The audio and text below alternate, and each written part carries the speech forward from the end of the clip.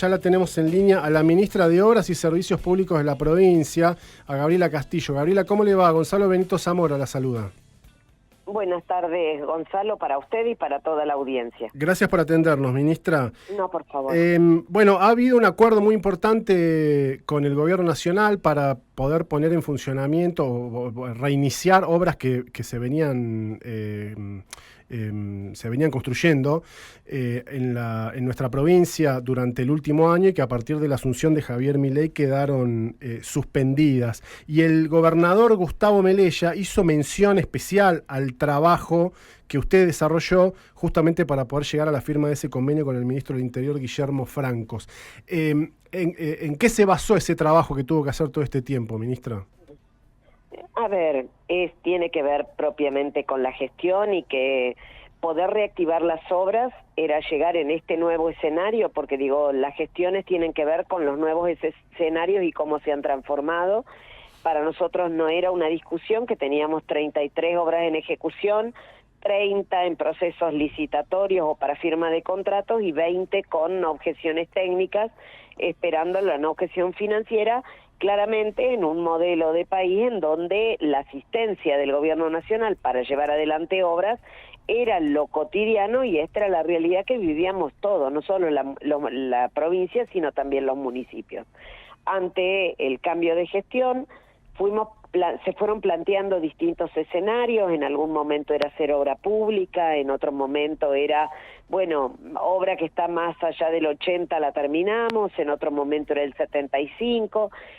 En la anteúltima reunión de ministros del CIMOP, del Consejo Interjurisdiccional de Ministros de Obra Pública, el secretario de Obras planteó que había una división por tipología de obras, es decir, entendían que el gobierno nacional no estaba para hacer, y daban ejemplos, natatorios, gimnasios, espacios de cuidados de primera infancia, asfalto urbano, redes en los barrios, y en función, por darte algunos ejemplos que se citaban, el Estado Nacional quedaba para las grandes obras. En esto entendían los troncales viales, las cuestiones hídricas interjurisdiccionales y algunas obras que fueran troncales o estructurales en términos de servicios. Ahí vino un recorrido individual de cada provincia, en donde tuve la instancia de poder debatir con los funcionarios nacionales las obras que entendían que podían continuar financiando y las que nosotros entendíamos que eran prioritarias. Ahí se nos planteó que debía ser un esfuerzo compartido, en esto que había obras que se transfirieran a las provincias y que la provincia determinara si las quiere continuar o no. Todo lo que el gobierno nacional no continuaría financiando se lo entregaba a la provincia. En ese escenario, bueno, había provincias que le ofrecían, te financio 4 obras, te transfiero 49, como el caso de La Pampa. O sea, cada provincia tenía una realidad distinta. Sí. No estaba en discusión para el gobierno nacional que las que no tenían inicio no las iba a continuar financiando. Entonces, nos quedó el universo de trabajo en las 33 obras que estaban iniciadas para poder reactivarlas. Ahí de estas idas y vueltas que ha sido el trabajo que señala el gobernador, es poder lograr un acuerdo en donde, particularmente en esta provincia, planteamos que las obras con los municipios no las íbamos a aceptar, que la nación tiene que continuar hablando con los municipios, porque precisamente hay una obligación contractual de adenda que la establecieron cuando firmaron el primer convenio con el municipio. O sea que esa ya es una primera definición del gobierno que dirige el profesor Melella, que es: nosotros no nos vamos a hacer cargo de las obras que la nación tenía convenidas con los municipios. Porque tiene que continuar el diálogo y tiene que respetar la división institucional y la autonomía de los municipios. Okay. Entonces, esta es una primera definición. Segunda definición, vamos sobre cuáles son estas obras y bueno, a medida que fuimos avanzando en el diálogo se fueron incorporando algunas obras más y ahí es cuando llegamos a tener el primer paquete de obras y dividimos, sí asumiendo el compromiso como provincia que nosotros no íbamos a rescindir obras, que lo que íbamos a hacer era avanzar en la continuidad, por ejemplo, en los centros de desarrollo infantil, los maternales, en la comisaría de género de la ciudad de Río Grande, y que íbamos a hacernos cargo de la deuda que había del gimnasio de Tolwyn, un remanente de la Casa de la Alegría de Río Grande, que la Nación decía, lo que te debo no te lo pago. De estas obras que para nosotros tienen que cerrarse como prioritarias, porque verdaderamente apuntamos a una política que incluye en la actividad deportiva, en la actividad, en los espacios de cuidados, tiene que ver con una mirada de gestión. Después de esto, ahí en una reunión de ministros plantean, bueno, en ese escenario, ¿por qué hay que poner en valor la cantidad de obras para nuestra provincia? Porque en esa reunión dicen, bueno, de las 100 obras de NOSA, van a quedar, de las 600 obras de NOSA van a quedar 100. Y de las 2.100 obras que había en la Argentina, quedan 369.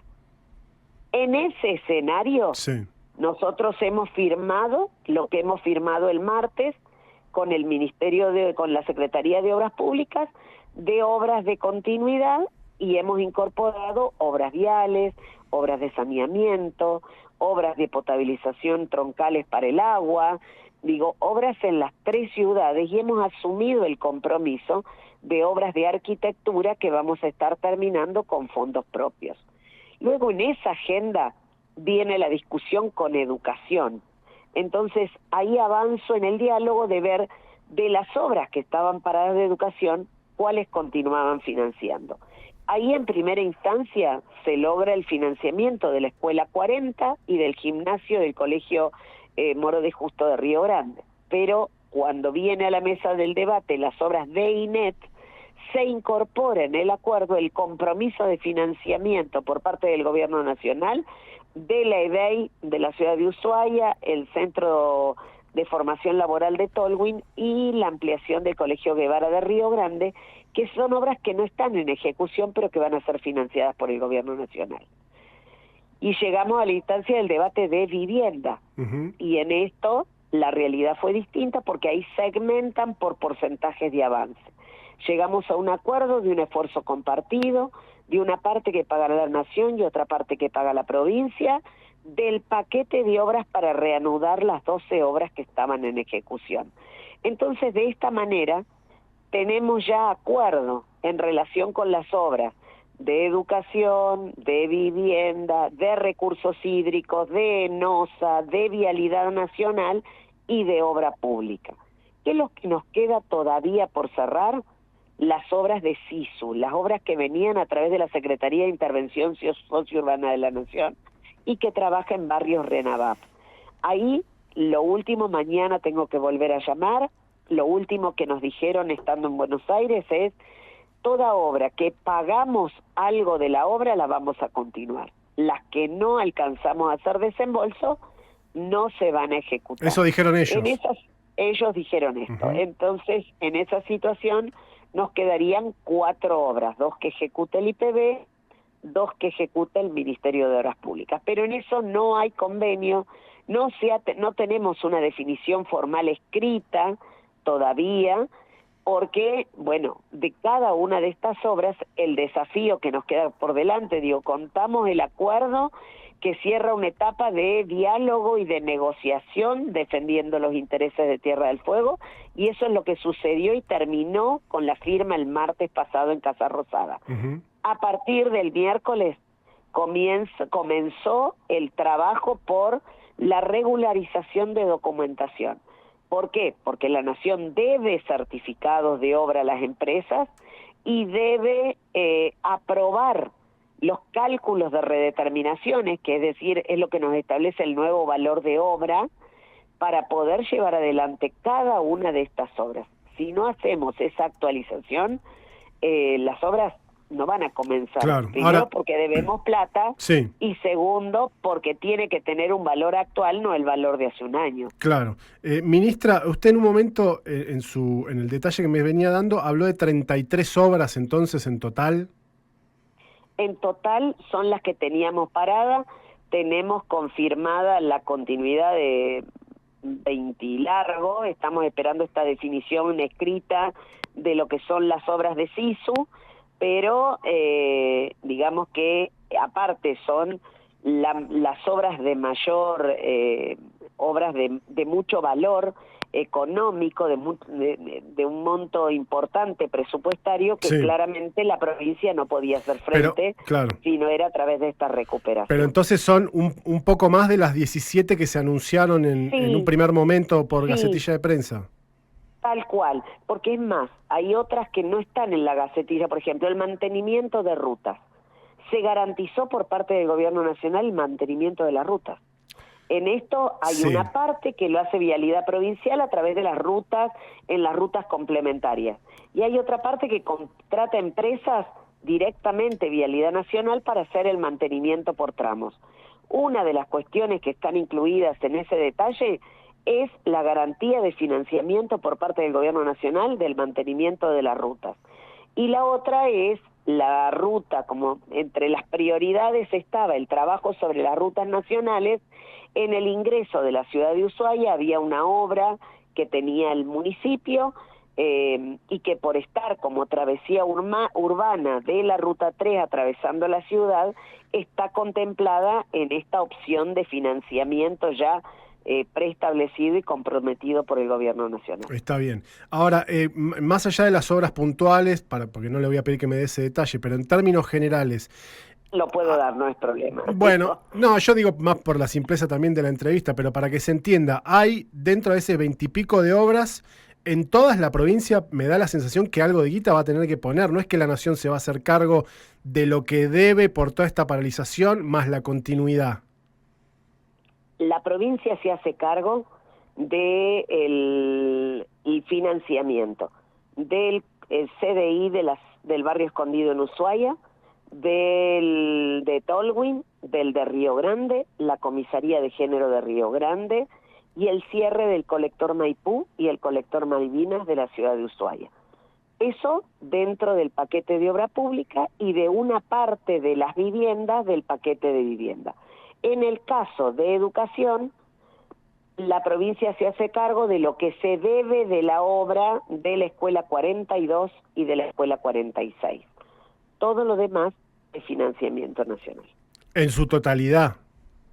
Sí. Incluye, cada una de las obras que están en el detalle sí, de lo que se financian en el anexo 2, la Nación se hace cargo de la deuda, de los improductivos para reactivar la obra, de las redeterminaciones, no solo los certificados básicos, las redeterminaciones, para poder también tener el nuevo cálculo de obra y el pago de estos certificados. Por eso yo pongo fechas donde empieza una etapa y termina otra. Claro. Terminó la etapa de la negociación para que estén en el convenio. Empezó la etapa de poder poner de pie estas obras, porque con ese papel firmado no se reactivan las obras. Claro. Es el compromiso de la Nación de seguir financiando un paquete de obras. Ahora, ¿qué es lo que nos queda por delante? Lograr los pagos que están adeudados por parte de la Nación y, por otro lado, los cálculos de redeterminaciones para poder saber el nuevo valor de obra. Claro. Estamos hablando con la ministra de Obras y Servicios Públicos de la provincia, Gabriela Castillo. Gabriela, ¿y qué es lo que la provincia, además de asumir alguna responsabilidad en algunos costos, pero yo me imagino o tiendo a pensar que hay algún tipo de negociación que también se dio en términos políticos para que esto pasara? ¿Hubo una negociación en esos términos, más allá de la cuestión puntual de, bueno, vos hacete cargo de esto, yo me hago cargo de esto otro? ¿O el gobierno nacional de repente se da cuenta que tiene que hacer obra pública y le da un paquete de obras, o el reinicio de un paquete de obras a un gobernador que se ha manifestado desde el principio opositor a las políticas de Milei y que está dentro de los 4 o 5 gobernadores que no asistieron al Pacto de Mayo? Bueno, pero a ver, nosotros siempre planteamos y poniéndole palabra, no escondiéndonos, poniendo palabra, ¿por qué no íbamos a firmar el pacto? Sí. Pero en ese paralelo no hemos dejado de gestionar Entonces, en esto tiene claro el gobierno nacional, al menos yo no conocía al ministro Franco, pero sí en mi diálogo era con el secretario de Obras, con el secretario de Vivienda, con el secretario de Educación, digamos, con los secretarios que tenían que ver en materia de obras, de decirle no mezclen los porotos con los garbanzos. A ver, una cosa es, acá hay obligaciones, la Nación sigue teniendo las obligaciones contractuales de las adendas que firmó. Entonces, obviamente que es muy importante llegar a un acuerdo en donde en buenos términos decimos, está bien, nos vamos a hacer cargo de este paquete de obras, pero la realidad es que si no, íbamos a terminar en un reclamo judicial. ¿Por qué? Porque las obligaciones no es que nosotros venimos a reclamar porque se nos ocurre reclamar. Hay una protección de los intereses de los vecinos de la provincia con las adendas que se habían firmado y que permitieron llevar adelante esas obras hasta ahora.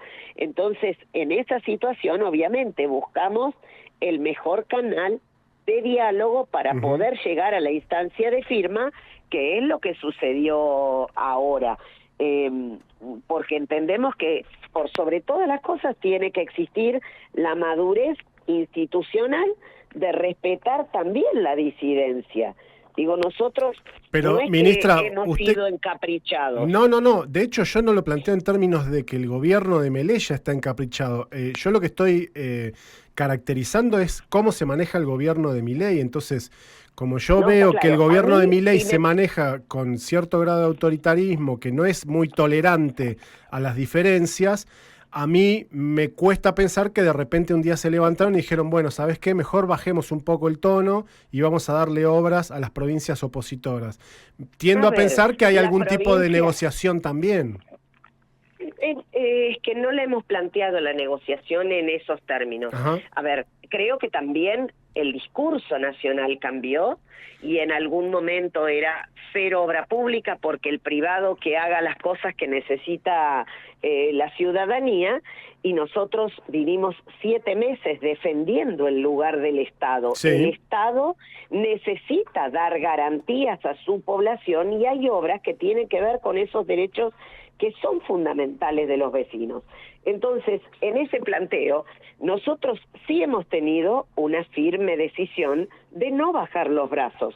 Yo debo decirle, Gonzalo, que ir a Buenos Aires y salir a la vereda del ministerio, cuando te dicen cero obra pública, o como me han llegado a decir en el Ministerio de Vivienda, nosotros no estamos para regalar casas, estamos para hacer casas para los que pueden pagar. Claramente es una política abismalmente diferente de la que planteamos en la provincia, y no puedo negarle que salí a la vereda y me apoyé en la pared a llorar de la impotencia de no entender un gobierno que no le importe las necesidades de la gente. Entonces, como he pasado todas esas cosas durante todos estos meses, y le agradezco a mis compañeros de... ¿Hola? Sí, aquí estoy. Y le agradezco a mis compañeros de gabinete que han sido siempre el soporte, porque no es simple negociar en esos términos, debatir y defender, o sea, más allá de la firmeza de tener claro qué es lo que necesita Tierra del Fuego y defender esos intereses aún cuando uno del otro lado puede encontrarse la pared y pueda chocar contra esa pared, seguimos con insistencia. Mi gobernador le pone humor a como lo dice respecto de mi persistencia para poder conseguir el objetivo que teníamos, que no es mi objetivo, es el objetivo de llevar las obras para Tierra del Fuego. Son los sueños de mis vecinos y no estoy por resignar esos sueños. De la misma manera que le debo decir a los vecinos que no resigno los sueños de los proyectos que nos quedaron sin la firma de contratos o que nos quedaron en la carpeta de la no objeción técnica, porque ahí me tengo que acordar de los vecinos de todos los barrios altos que tenemos la no objeción técnica y no nos dieron la financiera para poder hacer el financiamiento, todas las redes de agua y cloaca con todas las cisternas, las impulsoras de lo que se necesita. Pero bueno, digo, gestionar tiene cosas y hay que arrancar por algún lado. Pudimos tener este compromiso de financiamiento para reiniciar este paquete de obras, lo tomamos. y nunca hemos, aún en la diferencia, aún cuando no pensemos igual, aún en donde en algunos momentos tengamos una firme decisión en plantear postura, como las diferencias en términos de soberanía, de la 19640, de ganancias, del impuesto, el costo del gas, digo, aún en un montón de diferencias en donde el gobernador plantea fuertemente la postura en defensa de Tierra del Fuego, de ninguna manera es no voy a seguir golpeándote la puerta para reclamar lo que nos corresponde y lo que necesita Tierra del Fuego. Entonces, en paralelo de esa cuestión, debo decir que a mí nunca me dijeron a la cara, si no firmás esto, no tenés esto. Me han puesto caras de mí, claro. Sí, pero no le han puesto palabras. Y puede ser, ministra, puede ser que, bueno, un poco la inclusión de Francos como jefe de gabinete y tal vez que de alguna manera la realidad también le pone límites al presidente Milei, que yo creo que realmente está convencido de lo que dice, después me da la sensación que tiene que recular porque la realidad también se impone, ¿no? Cuando uno es presidente. Claro. ¿Sí? ¿Puede ser que tenga que ver también con eso? Seguramente, a ver, digo, la reactivación de la economía a través de la obra pública es algo que venimos defendiendo desde el día 1 y cuando en noviembre decíamos no existe la posibilidad de que el privado financie la obra pública en los intereses públicos, digamos, los intereses de garantizar educación gratuita, salud gratuita, servicios en los barrios. Digo, a ver, esas obras no las va a financiar.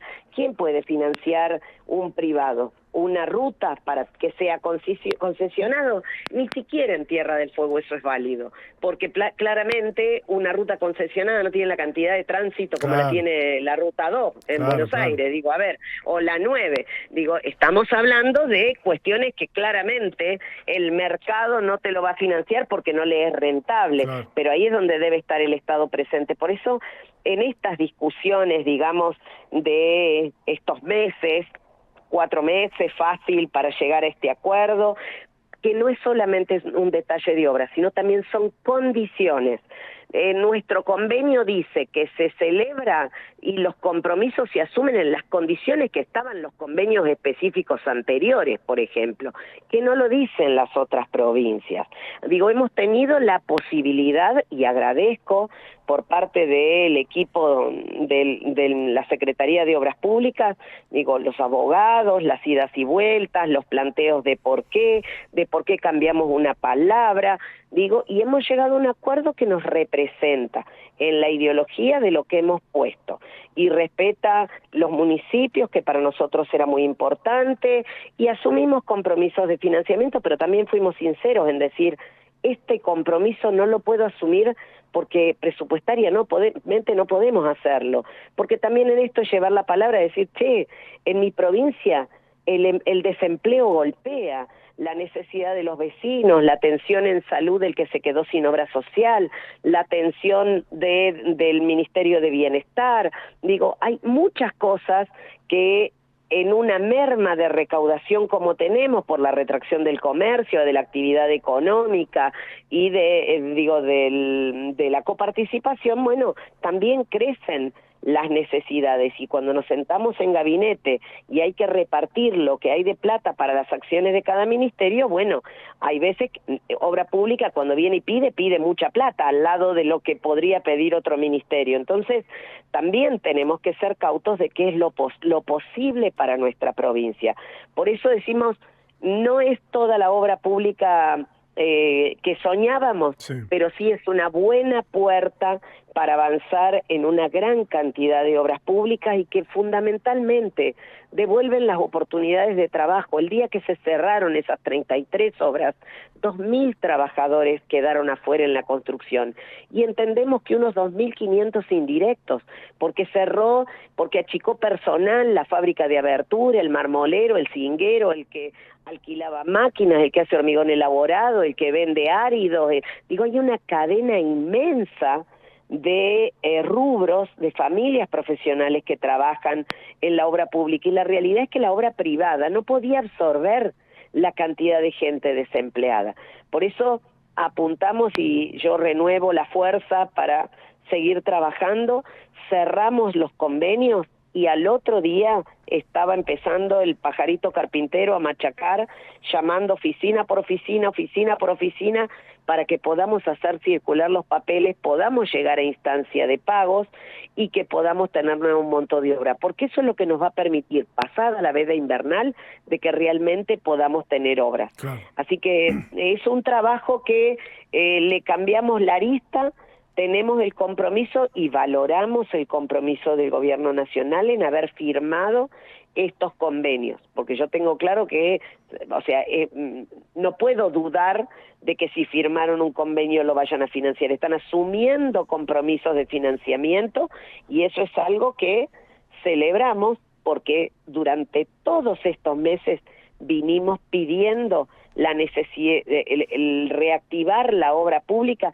no solo por las obligaciones contractuales que tenía la provincia, sino porque es necesario en términos de movilización de la economía y que toda esa infraestructura que estamos construyendo, cada una de las obras dan respuestas a necesidades de los vecinos.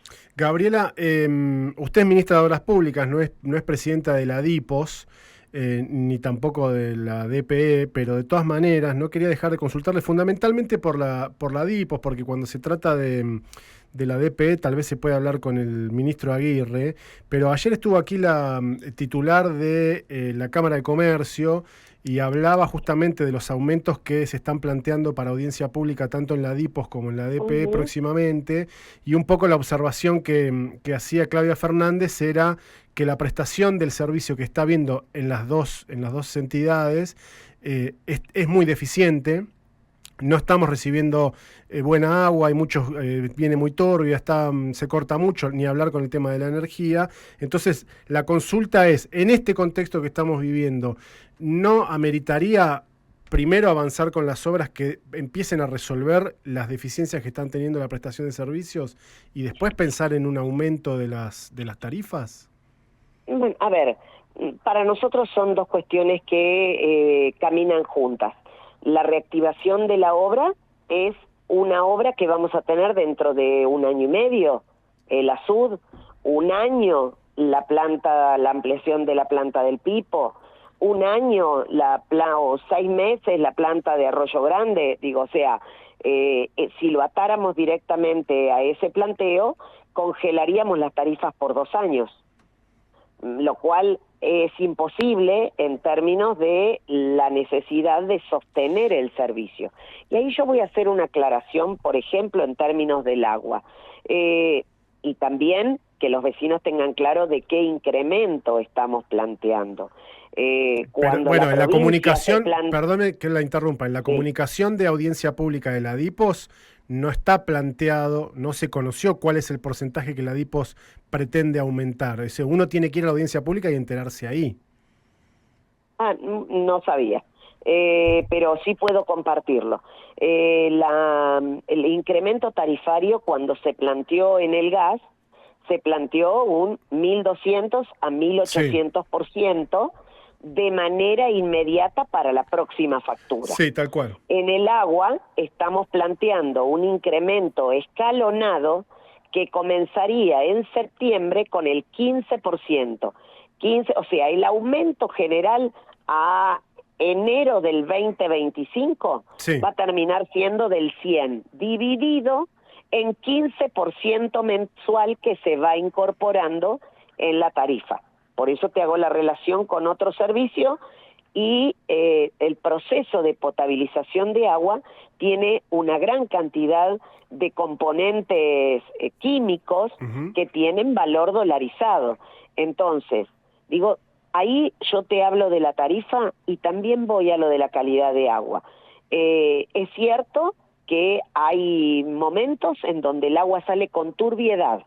De igual manera, el agua es potable. El proceso de potabilización está completo, pero el proceso de turbiedad estamos complicados por el barro que está entrando a las plantas de agua y que por eso también tenemos el problema de las bajas de las cisternas, porque al ser más largo el proceso de potabilización, llega un momento en donde, o sea, es más largo. ¿Por qué? Porque al traer más suciedad tenés que elaborarla demora más tiempo claro. en decantar y tenés que trabajar más. Entonces, por más que haya mucha agua en el río, que no es que nos falta agua, no podemos potabilizar mayor cantidad de agua que la que estamos potabilizando, y que hace que la cisterna vaya bajando de nivel, y hemos tenido en esta semana procesos de tardes de corte o a la madrugada que se ha cortado el agua, precisamente para recuperar nivel de cisterna.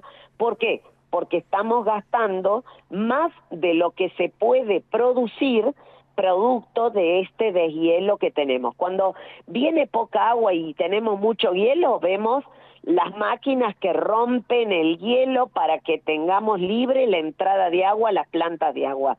En este momento, que la temperatura está mejor y que hubo mucha lluvia y que sigue lloviendo, mientras persista la lluvia, tenemos la complicación de la turbiedad en el proceso de potabilización de agua.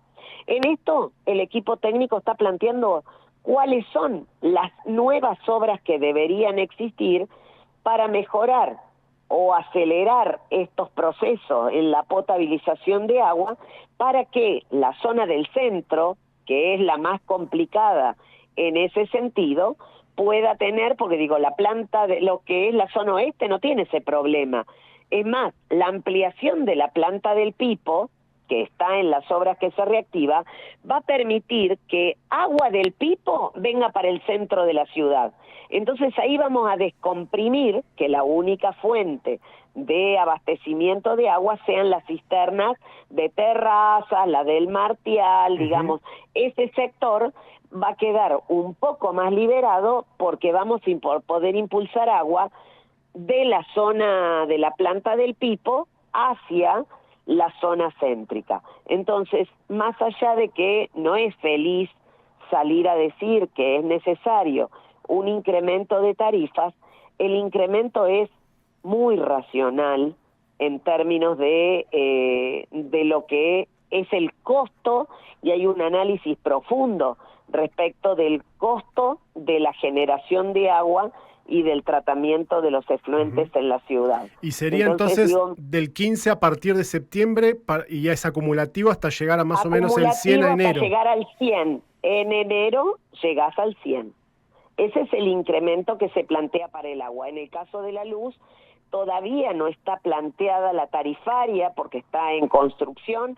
Ahí la luz es distinto, porque hay una parte que es la distribución y que va a la audiencia pública que establece la DPE. Pero por otro lado está el aumento de pass-through. Los vecinos que me escuchan dirán, ¿en qué mundo vive la ministra? Porque aumentó la luz el mes pasado, el anterior. Sí. Es cuando se aplican esos índices que están establecidos por la Nación.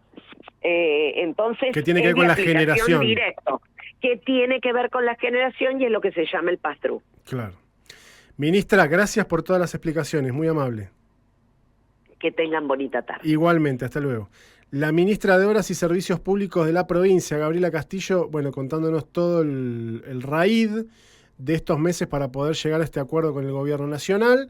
En principio, con el entendimiento, según lo que ella plantea, el entendimiento por parte de Nación, según lo que la ministra pudo entender, que es, hay una realidad que finalmente choca con los preceptos de Milei, de eliminar completamente la obra pública, etcétera, etcétera, entre otras cosas porque hay contratos firmados, hay responsabilidades, hay posibles juicios, y además porque hay tal vez también un entendimiento de la necesidad de reactivar la economía un poco, los números a nivel nacional y por supuesto en Tierra del Fuego en particular, en términos de empleo, no son para nada buenos, y de la actividad económica, ¿no?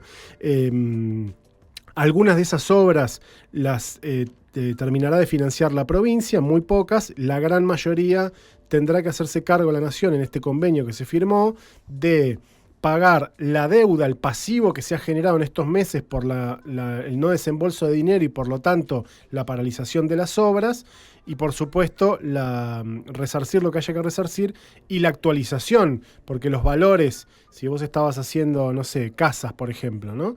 los valores del metro cuadrado en estos de construcción en estos 6-7 meses. Por supuesto que se han incrementado, por lo tanto la Nación deberá también actualizar esos valores. Y con la expectativa de que se cumpla, por lo que decía la ministra, justamente porque ella casi tiene la obligación de confiar en que se van a cumplir, porque por algo la Nación firmó lo que firmó, ¿no? Y la consulta también de si hubo algún tipo de negociación en términos políticos, es decir, si hubo algún compromiso por parte del gobierno de la provincia de lo que fuera, qué sé yo, aminorar las críticas, acompañar con alguna cuestión. Bueno, la ministra dijo que no, que el planteo de la provincia fue no mezclar porotos con garbanzos, creo que dijo como ejemplo. Así que, bueno, lo iremos viendo, por supuesto, en la práctica. Hablamos de un gobierno nacional que dicen los que están más cerca de los off the record de Nación, que si un día Karina se levanta media cruzada, te revolea los acuerdos para cualquier lado. Con lo cual, también laburar con ese nivel de incertidumbre no debe ser para nada fácil. Y bueno, la noticia respecto del tema del aumento del agua, o sea, sabíamos, nosotros lo habíamos nombrado, lo habíamos mencionado, ayer también lo mencionó la presidenta de la Cámara de Comercio, de las audiencias públicas, tanto para energía como para el agua. Lo de la energía está un poquito más retrasado, pero lo del agua sería un aumento del 100% de septiembre a enero, escalonado a partir de septiembre, más o menos a un promedio del 15% mensual. Si uno saca la cuenta de los meses, va sumando 15, 15, 15, no llegás, digamos, no te da 100, pero bueno, hay que tener en cuenta que es acumulativo, entonces es 15 sobre 15 sobre 15 sobre 15 y así. Llamen a un economista o a un contador, no a un productor de radio para que se los explique. Y rápido, teniendo en cuenta tema obras, es que acaba de publicarse, me parece que es una gacetilla de prensa, digo porque si me ahorro citar a un medio colega lo hago, me ahorro la cita, pero efectivamente es una gacetilla de prensa de la Municipalidad de Ushuaia de una reunión que tuvo el intendente de la ciudad, Walter Woto, junto con el secretario de gobierno César Molina, con autoridades del Banco Macro. No hay mucha información, o sea, no muy específica, pero sí cuenta la información que abordaron oportunidades de financiamiento para proyectos de infraestructura y adquisición de bienes de capital para la municipalidad. Bueno, y dice la gacetilla que el intendente le agradeció al Banco Macro por su compromiso y colaboración en el desarrollo local, porque ya han tenido experiencias de financiamiento junto con el Macro, el municipio de Ushuaia, por ejemplo, para la incorporación de unidades para el transporte público, los bondis, y también en la concreción del Centro de Desarrollo Infantil de Andorra, Jorge Brito. Bueno, esto lo ato ¿a qué? A que también se da esta situación que es, más allá de los acuerdos que la provincia ha llegado o ha podido concluir con el gobierno nacional, los municipios todavía por lo menos no están en esa situación y hay una necesidad de búsqueda de financiamiento para poder hacer algo de obra. Si no tenés la guita, bueno, buscás un banco que te la financie, básicamente.